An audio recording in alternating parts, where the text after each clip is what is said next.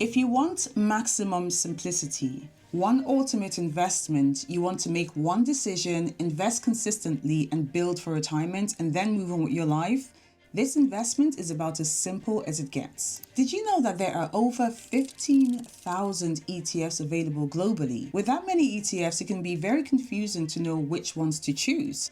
But here's the truth.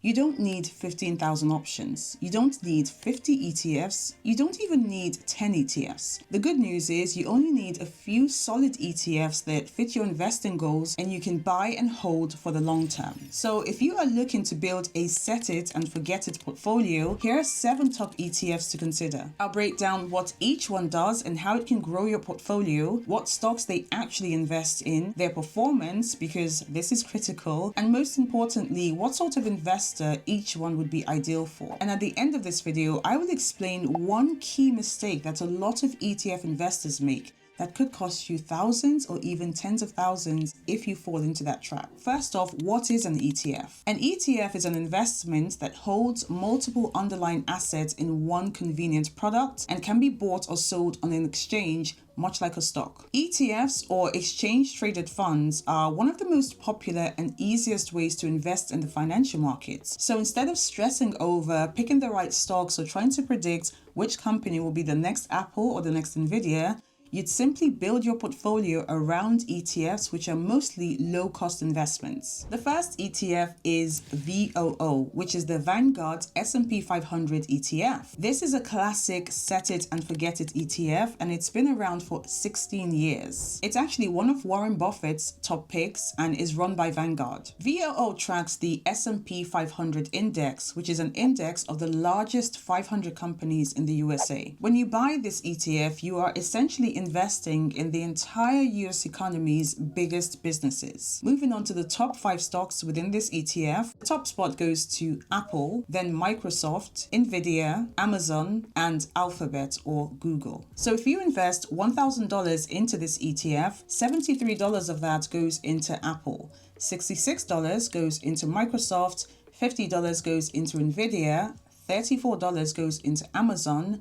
$30 goes into Alphabet, and the rest of the money goes into the rest of the index, meaning that 23% of your money is invested in 5 main stocks. But what you should remember is that these percentages will change over time, and the stocks within the index may change as well. For example, if a company no longer meets the minimum requirements or the minimum thresholds to be in the S&P 500. Now let's look at how this ETF has performed since it was launched 16 years ago. And here you can see this year's performance so far. You can see the 1 year, 3 year, 5 year, and 10 year performance. One thing to note is that these numbers are average annual figures over 3, 5, and 10 years. Another important note is that the annual performance is not always positive. Some years will be negative, and these numbers are the averages over the respective timeframes. For example, one of VOO's best performing years was 2021, where it was up by 29%, and one of its worst years was the next year, 2022,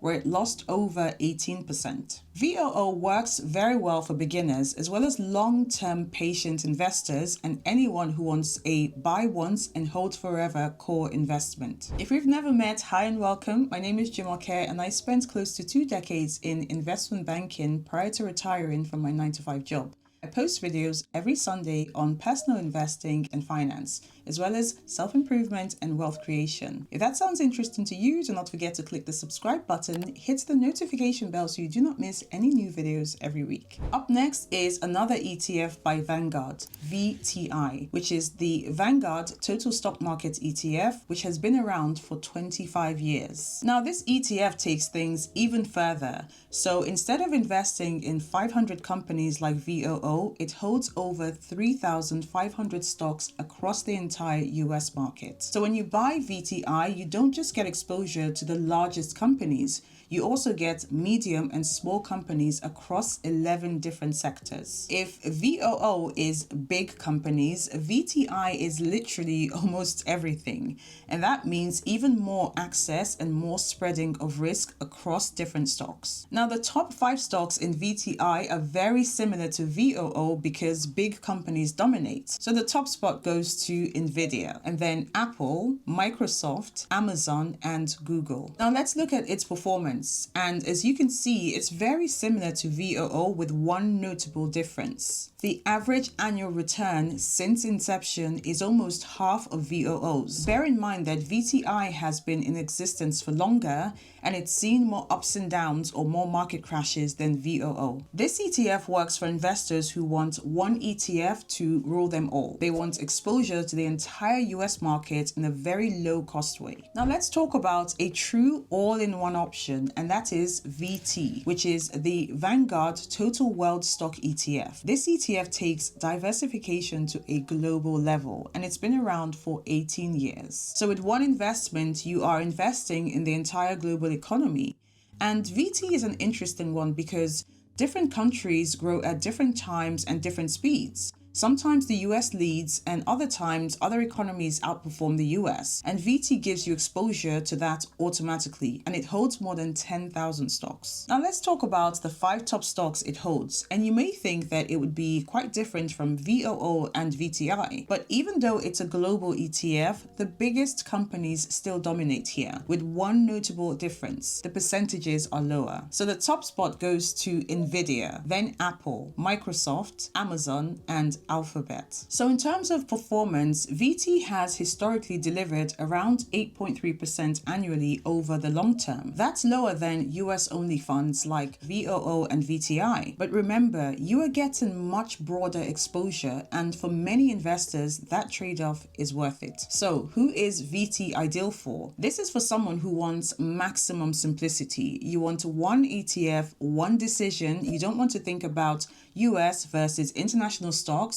You just want to invest consistently and move on with your life. VT is as simple as it gets. And this is why ETFs are so popular. They do all of the homework for you. Owning ETFs is like having your own professional investing team doing all the work for you so you can focus on other equally important priorities. And this is exactly how I create my personal finance videos and where Storyblocks comes in. Storyblocks is a go-to all-in-one creative toolkit packed with professional quality videos, audios, images, all made by real humans. This alone can save you hours every week hunting for the perfect clips to bring your videos to life. With a vast library at your fingertips, you can create amazing and impactful videos faster. And the best part, everything you download is royalty free, so you're protected, whether you're making YouTube videos or delivering polished client work. So if you're serious about creating high quality content without the hassle, head over to storyblocks.com/Jumoke. They are currently offering 15% off any annual plans for a limited time, and that discount is only available through my link below. Moving on to ETF number 4, this is where things get a little bit more interesting and more specific. QQQ, or as I like to call it, Triple Q, which is not one of Vanguard's for a change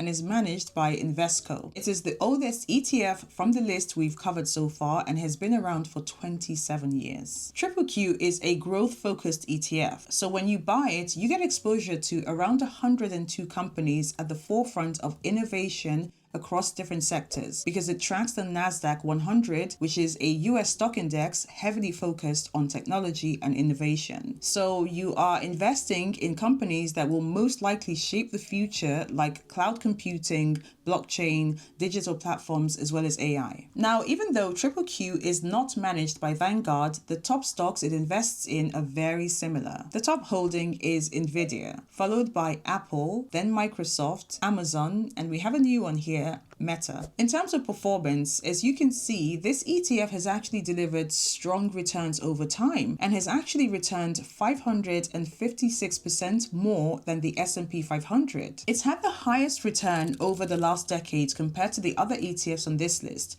And that is because it is more zoomed into tech and AI stocks, which have done astronomically well in recent years. So Triple Q would be well suited to investors who are comfortable with risk and are focused on growth, specifically those seeking heavy exposure to top technology and innovation. And staying with the growth ETFs, Another growth-focused ETF is VUG. This is the Vanguard Growth ETF. Now, this ETF holds more stocks than QQQ. It holds 151 stocks and it was launched 22 years ago. VUG focuses specifically on the largest growth companies, the kind of businesses that are expected to grow faster than the overall market. So we're talking technology, innovation, and companies that are consistently expanding. Growth companies tend to reinvest their profits back into the business instead of paying out dividends. And so broadly speaking, the goal here isn't income, it's capital appreciation. You're essentially aiming for your investments to grow faster over time. In terms of the top stock it holds, no surprises here. The top stock is Nvidia, followed by Apple, Google, Microsoft, and Meta. Now, one important note here is that if you invested $1,000 into this ETF,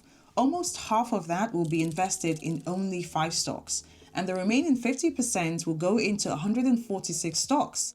That's quite a concentrated exposure, and it's a key point for you to be aware of. Now, in terms of performance, VUG has also historically delivered strong long-term returns, very similar to QQQ, and often performs better than broader market ETFs, especially during growth-heavy periods, again, similar to QQQ. But there is a trade-off. When growth stocks fall, they can fall harder. So this ETF can be more volatile than something like VOO or VTI. Now, obviously, anyone can invest in any of these ETFs, but I would say that VUG might be quite attractive to younger investors given the higher risk and exposure from the top 5 stocks being very concentrated. It would also be attractive to long-term investors or anyone looking to tilt their portfolio towards higher growth potential. Now, if you're someone who wants to take a little bit more of a conservative play, this next ETF gives you exposure to companies that are more established and are returning profits in form of dividends to investors. SCHD is the Schwab US Dividend Equity ETF, and it holds 100 dividend-paying stocks. So this ETF is focused on a specific strategy, which is income and stability. So instead of trying to figure out and pick specific dividend-paying stocks yourself, this ETF does all of that work for you. In terms of the top 5 stocks, it's quite refreshing to see a completely different list than what we've seen in the previous 5 ETFs. The top spot here goes to Texas Instrument, then United Health Group, Chevron Corp, Merck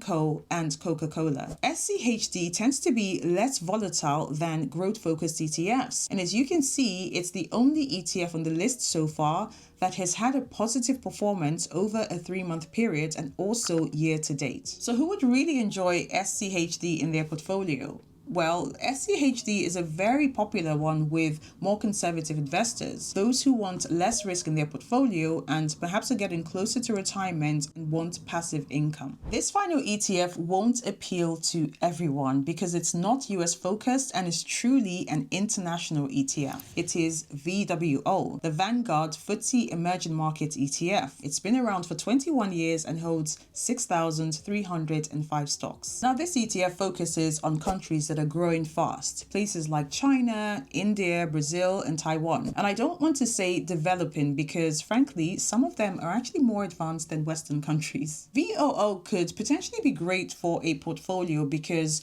emerging markets often have higher growth potentials compared to developed markets or countries, and this could lead to stronger long-term returns. But the trade-off is that these markets tend to be more volatile, there might be more political risk and currency fluctuations and so on. Now, the top 5 stocks here look very different to the other ETFs because remember, this ETF is not focused on the US market. Currently, the top holdings include Taiwan Semiconductor Manufacturing, Tencent Holdings, Alibaba Group, HDFC Bank, and Reliance Industries. Now, in terms of performance, as you can see, VWO has historically been more unpredictable than US markets. Some years it outperforms and other years it lags behind, but over the long term, it does offer diversification outside of the US, which some investors find really valuable. VWO is attractive to investors who want exposure to emerging markets. You may already have US ETFs or index funds and want to diversify further and are willing to accept higher risk for higher potential growth. Now, here's a big trap that I see some people fall into. You see, there is a common pattern here where some of these ETFs hold the same top stocks, and there's quite a bit of overlap especially with the first 5 ETFs. And that's exactly why owning more ETFs doesn't automatically mean that you are adding more diversification.